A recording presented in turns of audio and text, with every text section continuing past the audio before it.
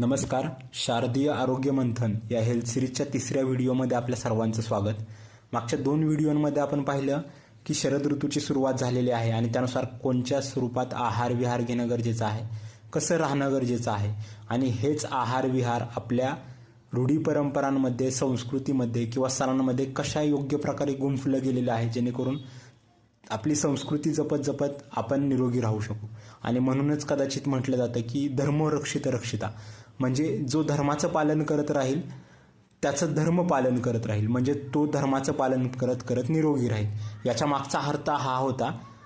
तर आजचा व्हिडिओ आपण सुरू करूयात. आजचाही व्हिडिओ असाच आरोग्यदृष्ट्या महत्त्वाचा आहे.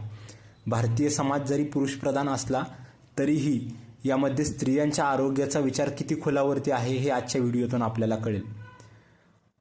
उपवास आणि स्त्रिया यांच्यामध्ये खूप चांगला समतोल आपल्या संस्कृतीमध्ये आपल्याला आढळतो. स्त्रियांमध्ये पुरुषांपेक्षा उपवासाचं प्रमाण हे जास्त असो. मग आठवड्यातून एक उपवास कोणत्याही वारी असो किंवा मग एकादशी, चतुर्थीचा महिन्यातील एक उपवास असो किंवा मग विविध सण असोत जसे नागपंचमी असोत किंवा मग भाऊबीज असो किंवा मग आत्ताची नवरात्र असो, यांमध्ये स्त्रियांचा उपवासाचं प्रमाण हे जास्त असतं. आणि यामागेही आरोग्य दृष्टिकोन हा नक्की आहे. आयुर्वेदशास्त्रामध्ये सांगितलेलं आहे रोगा सर्वपी मंद अग्नी, म्हणजेच सर्व रोगांचं प्रमुख कारण हे मंद अग्नी असणं आहे. आणि हेच मंद अग्नी पुढे रोगांना कारणीभूत ठरतं. आणि यावरील चिकित्सा आयुर्वेदशास्त्रामध्ये सांगितलेले आहे ती म्हणजे लंघन, म्हणजेच उपवास करणं. आणि हाच उपवास हा स्त्रियांमध्ये जास्त प्रमाणात केला जायचा, कारण की आज जरी जगाच्या सर्व क्षेत्रामध्ये स्त्रिया गगनभरारी घेत असल्या तरीही पूर्वीच्या काळी स्त्रियांचं कार्यक्षेत्र हे मर्यादित होतं. त्यांचा वावर हा फक्त घरापुरता मर्यादित होता. आणि या मर्यादित वावरामुळे त्यांच्या शरीरामध्ये मंद अग्नी असणं हे अतिसामान्य गोष्ट होती. आणि याच मंद अग्नीला उत्तर किंवा आरोग्यदृष्ट्या काय सल्ला द्यावा याचंच उत्तर म्हणजे उपवास हे आहे.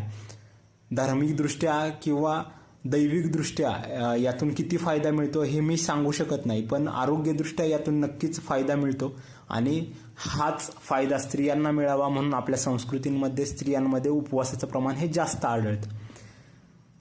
अशाच प्रकारचे आरोग्यदृष्ट्या महत्त्वाचे किंवा गरजेची माहिती घेण्यासाठी आपला चॅनल फॉलो करा आणि ही व्हिडिओ जास्तीत जास्त जणांपर्यंत शेअर करा, जेणेकरून जास्तीत जास्त लोकांना आपण आरोग्य साक्षर बनवू शकू. धन्यवाद.